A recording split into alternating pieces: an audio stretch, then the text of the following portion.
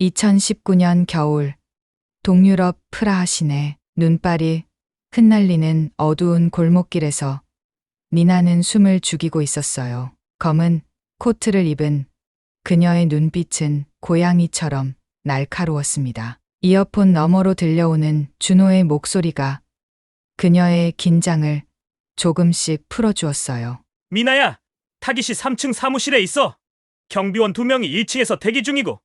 알겠어요. 미나는 작은 목소리로 대답했습니다. 5년 동안 파트너로 일해온 준호와의 호흡은 완벽했어요. 그는 정보 수집과 침투 작전의 전문가였고, 미나는 심리전과 협상의 달인이었습니다. 국정원 해외 공작팀에서 일하는 것은 쉽지 않았어요. 하지만 미나에게는 준호가 있었고, 준호에게는 미나가 있었습니다. 둘은 서로의 등을 맡길 수 있는 유일한 사람이었어요. 오늘의 사연은 국정원 요원 미나의 사연입니다. 매일 새롭고 재미있는 사연으로 찾아올게요. 박상철 팀장님, 1차 접촉 준비 완료입니다. 미나가 무전기에 속삭였습니다. 40대 중반의 박상철 팀장은 그들의 아버지 같은 존재였어요. 국정원 입사 첫날부터 지금까지 그는 두 사람을 한 번도 포기하지 않았습니다. 좋아. 신중하게 해. 무리하지 말고. 팀장의 따뜻한 목소리가 들렸어요. 미나는 가슴 한편이 따뜻해지는 것을 느꼈습니다. 건물 안으로 들어간 미나는 엘리베이터 앞에서 잠시 머뭇거렸어요. 오늘의 임무는 체코 무기상과의 접촉이었습니다. 그가 가진 정보를 얻어내는 것이 목표였어요. 3층에 도착한 미나는 깊게 숨을 들이마셨습니다. 문을 열고 들어서는 순간 그녀는 완전히 다른 사람이 되었어요. 유혹적인 미소와 함께 러시아어가 자연스럽게 흘러나왔습니다. 안녕하세요. 약속 시간에 늦어서 죄송해요. 상대방이 방심하는 사이 미나는 재빠르게 주변을 살폈어요. 하지만 뭔가 이상했습니다. 너무 조용했어요. 그때였어요. 미나, 나가.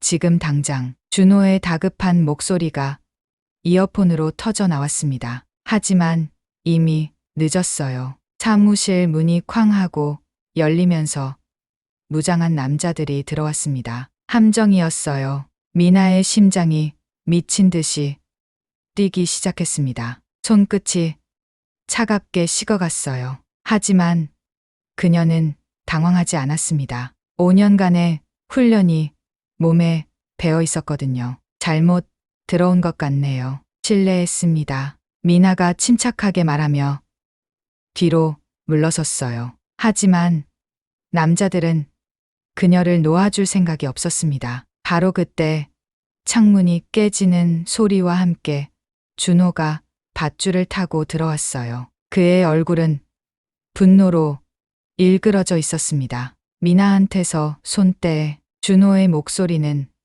얼음장처럼 차가웠어요. 순식간에 벌어진 격투에서 준호는 놀라운 실력을 보여주었습니다. 하지만 상대가 너무 많았어요. 혼란 속에서 총소리가 울렸습니다. 쾅! 미나는 그 순간을 평생 잊을 수 없을 거예요. 준호가 그녀를 보호하려다 어깨에 총을 맞았습니다. 피가 그의 셔츠를 붉게 물들였어요. 오빠, 미나의 비명이 사무실을 가득 채웠습니다. 마음 한구석이 무너져 내리는 것 같았어요. 그들은 간신히 탈출했지만 현지 협력자 3명이 목숨을 잃었습니다. 준호의 판단, 실수 때문이었어요. 그가 정보를 잘못 분석한 것이었습니다. 한국으로 돌아온 후 준호는 며칠 동안 말을 하지 않았어요. 그의 눈에는 깊은 절망이 담겨 있었습니다. 미안해, 미나야. 내가 모든 걸 망쳤어. 준호가 마침내 입을 열었을 때 그의 목소리는 부서질 것처럼 떨리고 있었어요. 미나는 준호의 손을 꽉 잡았습니다. 하지만 그녀 자신도 깊은 충격에 빠져 있었어요. 사람들이 죽는 것을 보는 일이 이렇게 괴로울 줄 몰랐습니다. 우리 그만둬요, 오빠. 미나의 말에 준호는 고개를 들었어요. 그녀의 눈에도 눈물이 고여 있었습니다. 박상철 팀장은 두 사람의 결정을 이해해 주었어요. 오히려 그가 먼저 말을 꺼냈습니다. 너희들은 이미 충분히 많은 일을 해왔어. 이제 평범한 삶을 살 자격이 있다고. 팀장의 따뜻한 말에 미나와 준호는 눈물을 흘렸어요. 하지만 그들은 알고 있었습니다. 국정원을 떠나는 것이 끝이 아니라는 것을.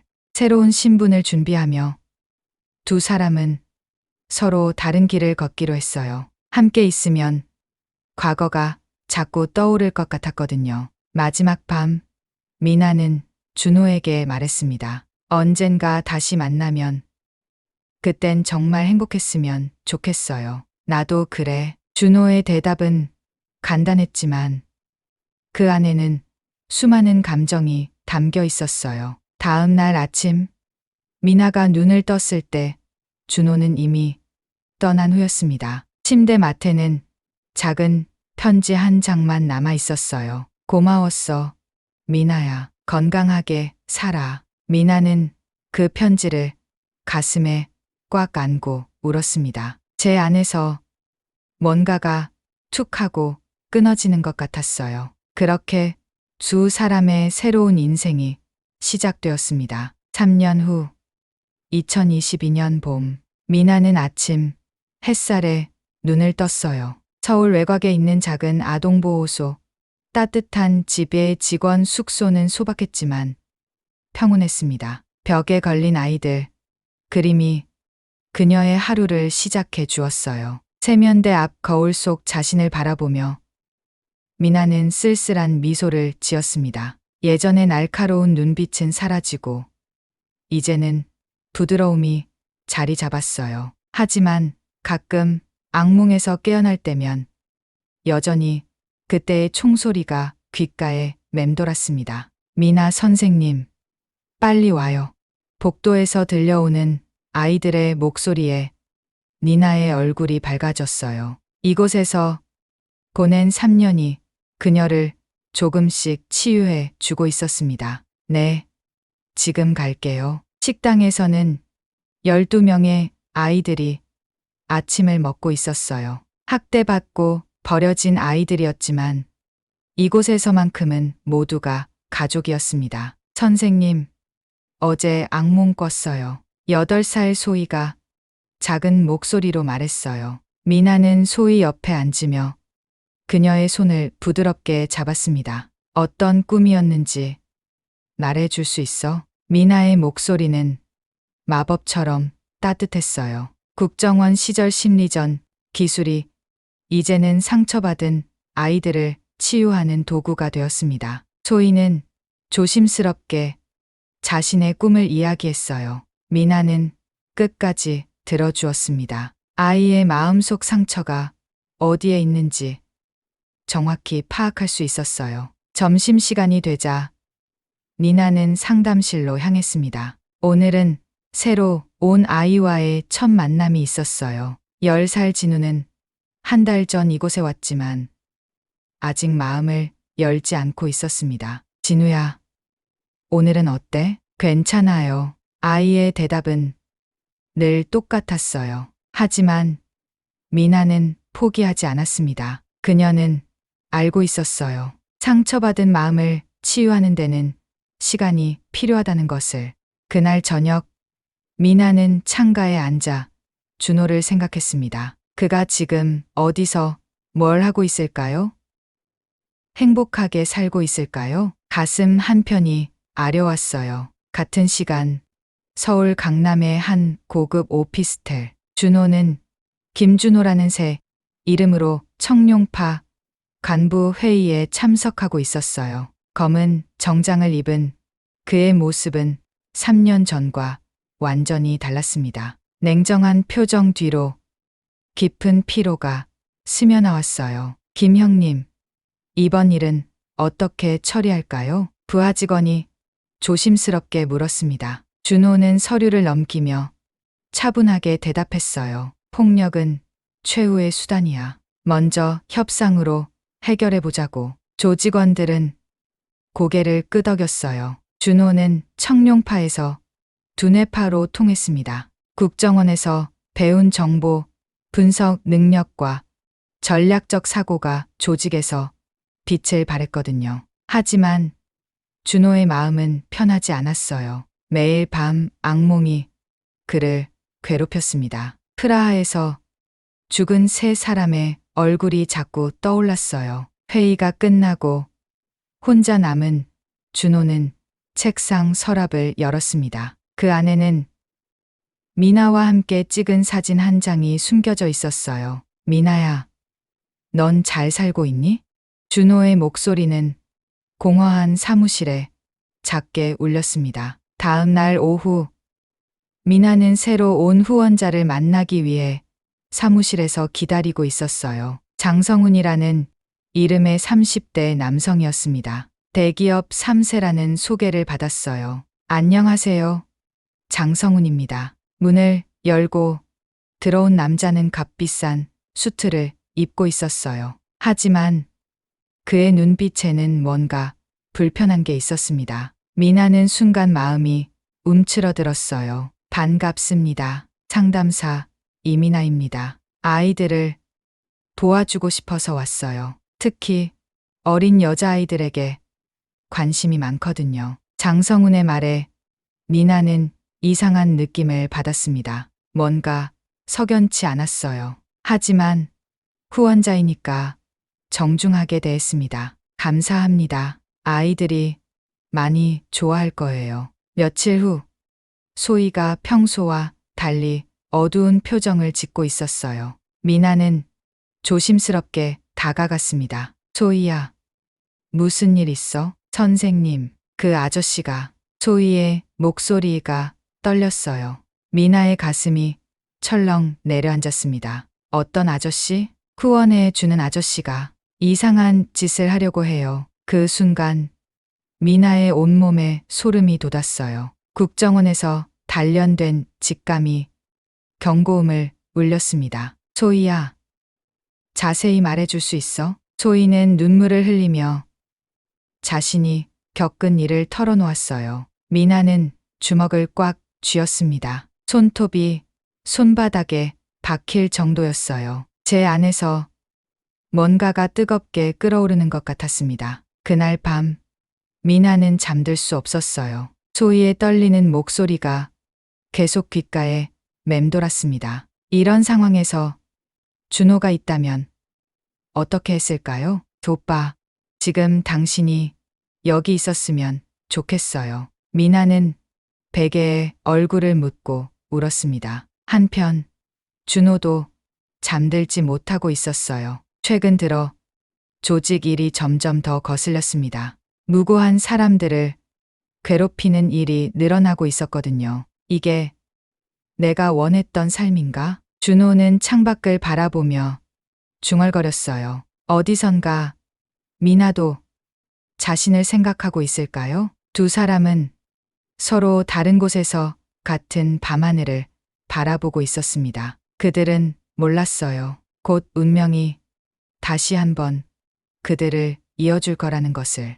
일주일 후 미나는 소희의 증언을 정리하며 고발장을 준비하고 있었어요. 손이 부들부들 떨렸지만 포기할 수 없었습니다. 아이들을 지켜야 했거든요. 선생님, 정말 신고하실 거예요? 동료 사회복지사 은영이 걱정스러운 표정으로 물었어요. 당연하죠. 이런 일을 그냥 넘길 수는 없어요. 미나의 목소리는 단호했지만 가슴 한편으로는 불안이 스며들었습니다. 장성훈은 재벌 3세였어요. 과연 자신이 이길 수 있을까요? 그날 밤 장성훈은 분노에 찬 표정으로 청룡파 사무실을 찾았습니다. 값비싼 시계를 찬 그의 손목이 떨리고 있었어요. 그 여자를 어떻게든 막아야 해요. 장성훈의 목소리는 도끼로 가득했습니다. 앞에 앉은 청룡파 간부들이 고개를 끄덕였어요. 걱정 마세요.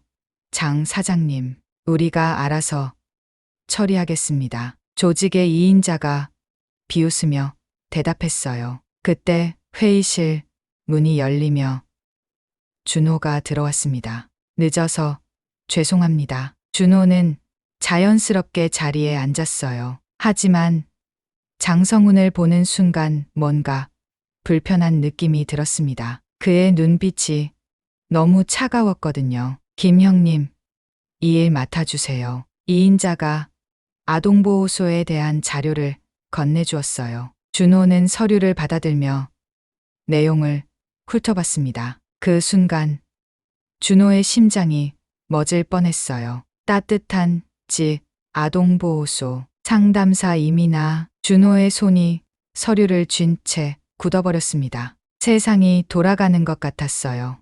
미나가 거기 있다니. 형님, 괜찮으세요? 부하의 목소리가 들렸지만 준호는 대답할 수 없었어요. 가슴이 뛰는 소리가 너무 컸거든요. 네, 괜찮습니다. 내일 직접 가보겠어요. 준호는 간신히 말을 꺼냈습니다. 목소리가 떨리지 않으려고 애썼어요. 다음 날 오후, 미나는 아이들과 함께 마당에서 놀고 있었어요. 소희가 조금씩 밝아지는 모습에 마음이 따뜻해졌습니다. 그때 검은색 승용차 한 대가 보호소 앞에 멈췄어요. 차에서 내린 남자를 본 순간 미나의 온몸이 얼어붙었습니다. 준호였어요. 하지만 그는 완전히 달라 보였어요. 값비싼 정장을 입고 차가운 표정을 지은 채 천천히 걸어오고 있었습니다.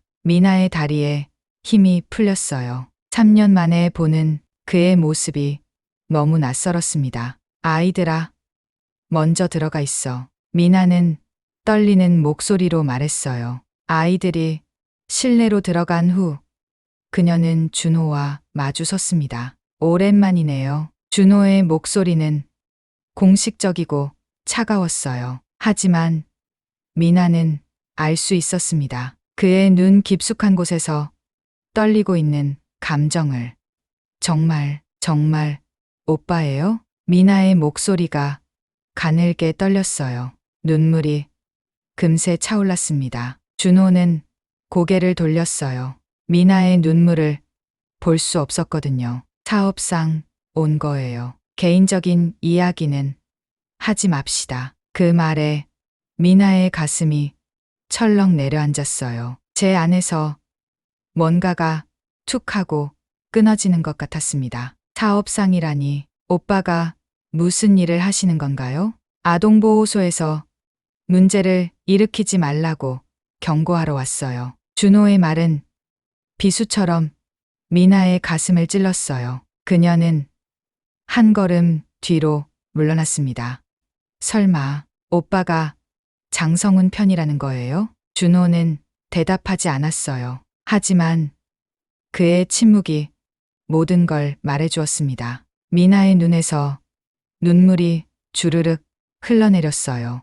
왜 이렇게 변한 거예요? 사람은 다 변해요. 당신도 알잖아요. 준호의 목소리는 더욱 차가워졌어요. 하지만 그의 주먹은 꽉 쥐어져 있었습니다. 그만두세요. 장성훈을 건드리지 마시고요. 못해요. 미나의 대답은 단호했어요. 아이들을 지켜야 해요. 그런 나쁜 사람으로부터. 아이들? 준호의 목소리에 작은 변화가 생겼어요. 소희라는 8살 아이가. 그가 끔찍한 짓을 하려고 했어요. 미나가 말하는 동안 준호의 표정이 조금씩 변했어요. 주먹을 쥔 손에 힘이 더 들어갔습니다. 증거가 있어요? 아이의 증언이 있어요. 그리고 미나는 주머니에서 휴대폰을 꺼냈어요. 소희가 그린 그림들이 저장되어 있었습니다. 아이가 겪은 일을 그림으로 표현한 것들이었어요. 준호가 그 그림들을 보는 순간 그의 얼굴이 일그러졌어요. 이 자식이 작게 내뱉은 욕설에 미나는 희망을 품었어요. 아직 예전에 준호가 남아있는 것 같았거든요. 오빠, 제발 도와주세요. 미나가 간절하게 말했어요. 준호는 휴대폰을 돌려주며 고개를 저었습니다. 못 도와줘요. 이미 늦었어요. 하지만 그의 목소리에는 확신이 없었어요. 그럼 방해라도 하지 말아주세요. 미나의 마지막 부탁에 준호는 잠시 멈춰섰어요. 그리고 돌아서서 차로 향했습니다. 조심하세요. 장성우는 당신이 생각하는 것보다 위험한 사람이에요. 차에 타기 전 준호가 작게 경고했어요. 그리고 급하게 떠나버렸습니다. 미나는 그 자리에 한참 서 있었어요. 가슴이 아프고 복잡했습니다. 준호가 변했지만 아직 완전히 나쁜 사람이 된 건 아닌 것 같았어요. 그날 밤 준호는 사무실에서 장성훈의 파일을 뒤적거렸어요. 뭔가 더 있을 것 같았거든요. 1시간 후 그는 충격적인 사실을 발견했습니다. 장성훈에게는 과거에도 비슷한 사건들이 있었어요. 모두 돈으로 덮어진 사건들이었습니다. 준호의 가슴 속에서 분노가 치밀어 올랐어요. 이 쓰레기 같은 놈이. 그 순간 준호는 결심했습니다. 미나를 도와야겠다고. 아니, 아이들을 지켜야겠다고. 설령 조직을 배신하게 되더라도. 이틀 후 장성우는 화가 머리끝까지 치밀어 올랐어요. 미나가 고발장을 제출했다는 소식을 들었거든요. 이 여자가 정말 끝까지 가려고 하네. 장성훈이 청룡파 사무실에서 소리를 질렀어요. 그의 얼굴은 분노로 일그러져 있었습니다. 이번엔 확실히 처리해야겠어요. 아이들까지 위협하는 거죠. 조직의 2인자가 음침한 미소를 지으며 말했어요. 준호는 그 말을 듣는 순간 온몸이 굳어졌습니다. 아이들까지 위협한다고? 잠깐.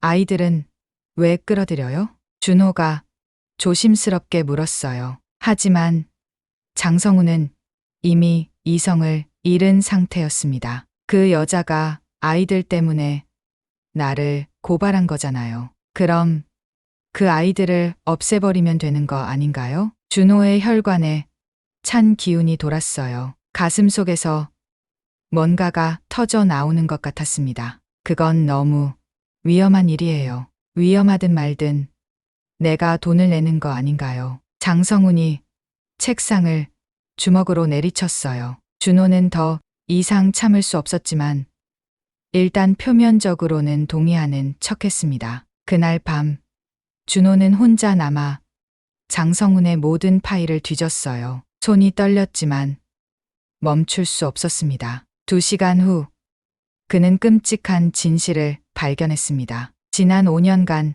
장성훈이 저지른 아동 성폭력 사건이 7건이나 되었어요. 모두 돈으로 덮어진 사건들이었습니다. 피해자들은 모두 어린 여자아이들이었어요. 이 악마 같은 놈이. 준호의 목소리가 떨렸어요. 미나가 왜 그렇게 필사적이었는지 이제야 이해했습니다. 다음 날 새벽 준호는 비밀스럽게 미나에게 연락했어요. 저예요. 만날 수 있어요? 오빠?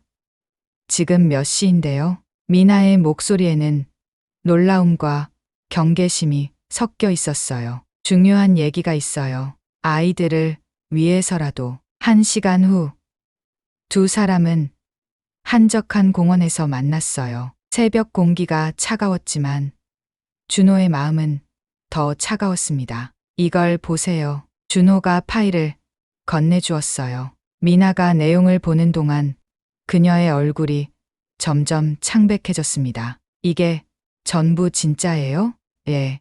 장성우는 상습범이에요. 당신이 생각하는 것보다 훨씬 위험한 사람이고요. 미나의 손이 파일을 쥔 채 떨렸어요. 분노와 슬픔이 동시에 밀려왔습니다. 그런데 왜 오빠가 이걸 저에게 주는 거예요? 준호는 잠깐 망설였어요. 그리고 깊은 숨을 들이마셨습니다. 제가 잘못 살았어요.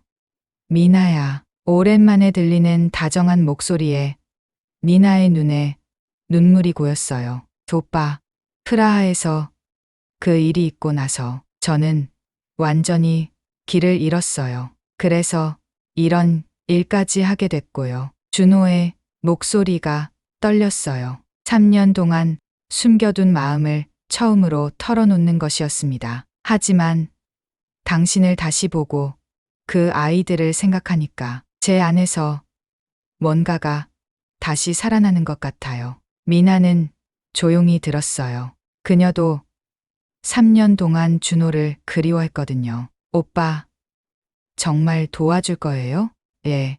하지만 위험해요. 장성훈이 내일 밤 보호소를 습격하려고 해요. 미나의 얼굴이 공포로 일그러졌어요. 아이들이 걱정 마세요. 제가 막을게요. 준호의 목소리에는 확신이 담겨 있었어요. 미나는 그의 눈을 바라보았습니다. 3년 전 국정원에서 함께 일하던 그때의 눈빛이 되돌아와 있었어요.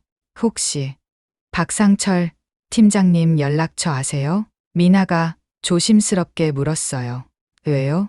도움이 필요할 것 같아요. 우리 둘만으로는 부족할지도 몰라요. 준호는 고개를 끄덕였어요. 미나의 말이 맞았습니다. 연락해 볼게요. 하지만 팀장님이 도와주실지는 도와주실 거예요. 저는 확신해요. 미나의 목소리에는 희망이 담겨 있었어요. 그날 오후 박상철 전 팀장이 조용한 찻집에서 두 사람을 만났어요. 50대 중반의 그는 여전히 카리스마가 넘쳤습니다. 정말 오랜만이네요.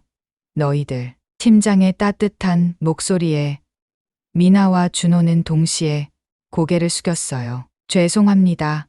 팀장님, 미안해할 것 없어요. 오히려 내가 너희들을 제대로 돌봐주지 못했지. 박상철은 두 사람의 이야기를 끝까지 들어주었어요. 그리고 조용히 말했어요. 도와줄게요. 하지만 공식적으로는 도울 수 없어요. 그것만으로도 충분해요. 미나가 감사하다는 듯이 말했어요. 언론사 기자 한 명을 소개해 줄게요. 신뢰할 만한 사람이에요. 박상철이 명함을 건네주었어요. 내일 밤이면 모든 게 끝날 거예요. 준호가 결연한 표정으로 말했어요. 그의 눈에는 예전의 날카로움이 되돌아와 있었습니다. 그날 저녁 미나는 아이들을 다른 곳으로 대피시켰어요. 하지만 소희만은 떠나려 하지 않았어요. 선생님, 저도 도와드릴게요. 안 돼. 소희야, 너무 위험해. 하지만 선생님이 저를 지켜주셨잖아요. 이번엔 제가 선생님을 지켜드리고 싶어요. 8살 아이의 용기에 미나는 가슴이 뭉클해졌어요. 고마워, 소희야. 하지만 내가 안전한 게 선생님에게는 가장 큰 도움이야. 결국 소희도 다른 아이들과 함께 임시 피난처로 떠났어요. 밤 10시 보호소에는 미나와 준호만 남아 있었어요. 정말 올까요? 올 거예요. 장성우는 이미 미쳐 있어요. 준호의 말이 끝나기도 전에 멀리서 차 소리가 들려왔어요. 드디어 시작되었습니다. 밤 11시 검은색 SUV 세 대가 보호소 앞에 멈춰섰어요. 장성훈이 첫 번째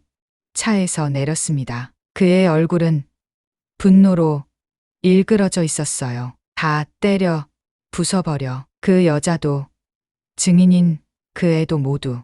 장성훈의 목소리는 도끼로 가득했습니다. 청룡파 조직원들이 우르르 차에서 내렸어요. 보호소 안에서 니나는 창문 틈으로 밖을 내다보았어요. 가슴이 뛰어서 숨이 막힐 것 같았습니다. 정말로 왔네요. 걱정 마세요. 제가 있잖아요. 준호가 미나의 어깨에 손을 올리며 말했어요. 그의 목소리는 차분했지만 눈빛은 번개처럼 날카로웠습니다. 조직원들이 보호소 문을 거칠게 두드리기 시작했어요. 쾅, 쾅, 쾅. 이민아, 나와.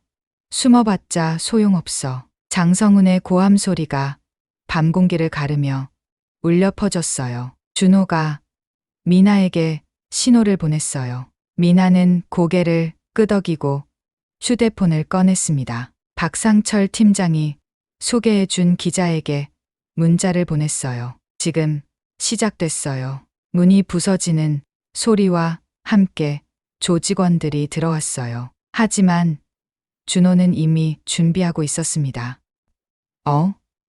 김 형님? 조직원 중 하나가 놀라며 말했어요. 형님, 왜 여기 계세요? 내가 처리하겠다고 했잖아.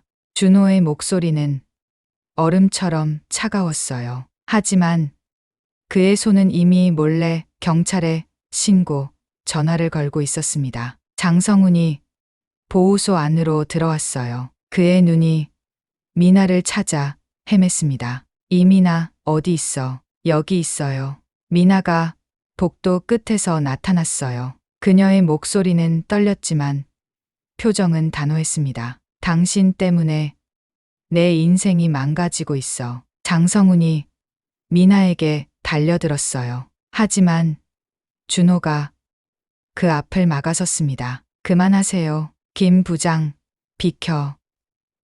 못 비켜요. 준호의 대답에 장성훈의 얼굴이 더욱 일그러졌어요. 뭐? 내가 감히 나한테? 네.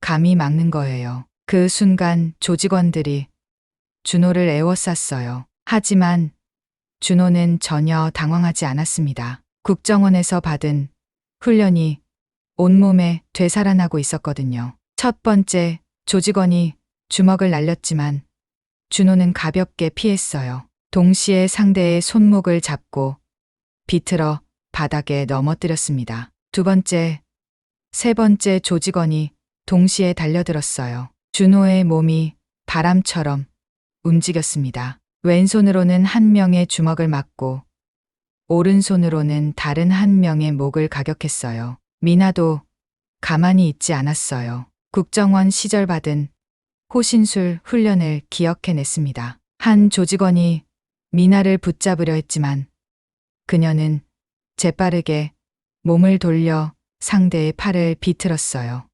으악! 조직원이 고통스러운 비명을 질렀습니다. 이 여자가 장성훈이 직접 미나에게 달려들었어요. 하지만 미나는 더 이상 3년 전에 그 여자가 아니었습니다. 아이들을 지키기 위해 강해져야 했거든요. 미나가 장성훈의 공격을 피하며 그의 정강이를 발로 찼어요. 장성훈이 바닥에 주저앉았습니다. 바로 그때 밖에서 사이렌 소리가 들려왔어요. 경찰이 온 거예요. 이런 경찰이야. 조직원들이 당황하며 도망치려 했어요. 하지만 이미 늦었습니다. 아무도 움직이지 마. 경찰들이 보호소 안으로 쏟아져 들어왔어요. 준호는 안도의 한숨을 쉬었습니다. 장성훈이 바닥에서 일어나며 소리쳤어요. 내가 누군 줄 알아?